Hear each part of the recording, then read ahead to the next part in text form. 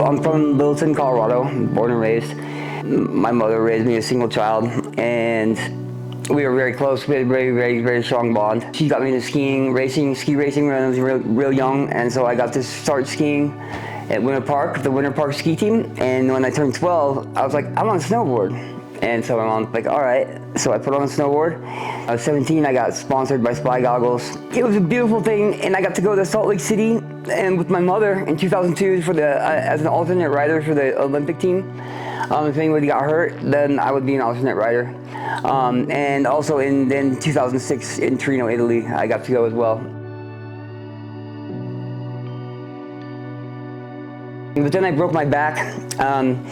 That's what started me into a spiral of using opiates, hardcore. So I was slacking off. I lost my sponsorship after I broke my back. My mom got cancer. She passed away, and it was just the worst thing that's ever happened to me. And since I have no brothers and sisters, I have no family. With Eli, one of the things was he was just very open and willing to do whatever he needed to do from us to get to where he wanted to go. One of the main things too with like that was his level of not having any more family. But when you realize and you really open yourself up to that love from other people, and it's genuine, like it does a lot. It impacts a lot.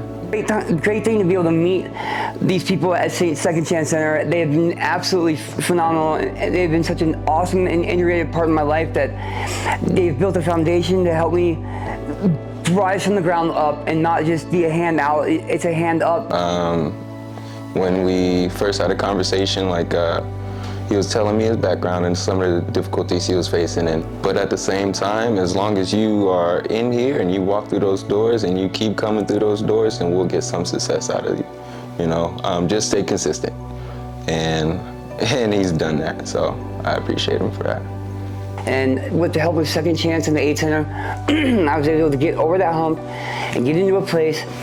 I'm so excited to be able to get back to work. I got my social, my birth certificate, and my ID. Thanks to them, they helped me get all that stuff lined up. And I'm ready to go back into the workforce. I felt little, until I was back into my apartment and was able to express myself, and I feel like a big person again. Like when Super Mario eats a little mushroom, he goes doo-doo-doo. They tell you that's how I feel. So it's great.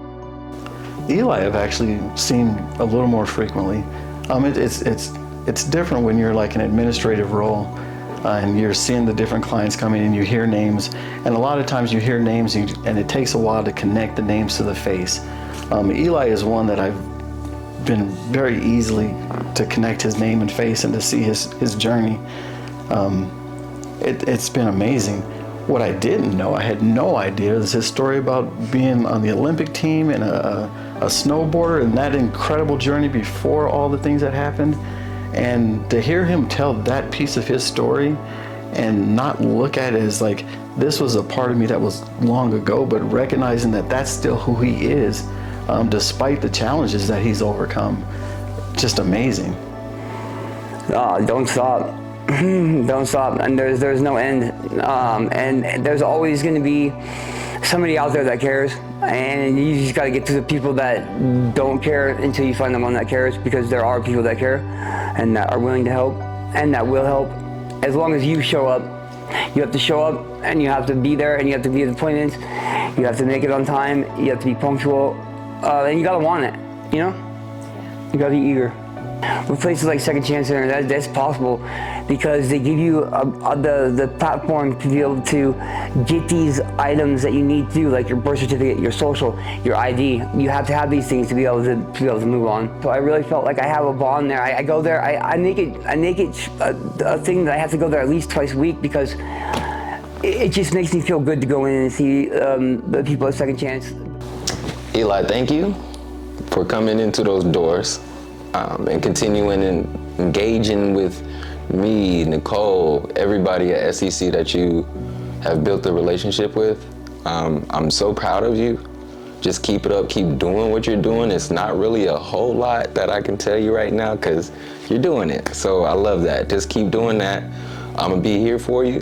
I'm not going nowhere. So this bond that we've created is forever, and I just want you to know that, and I love you, and please, please, please just keep doing what you're doing, okay? And I will continue to support you till the end of times, to the moon and back, and all the good stuff, fam.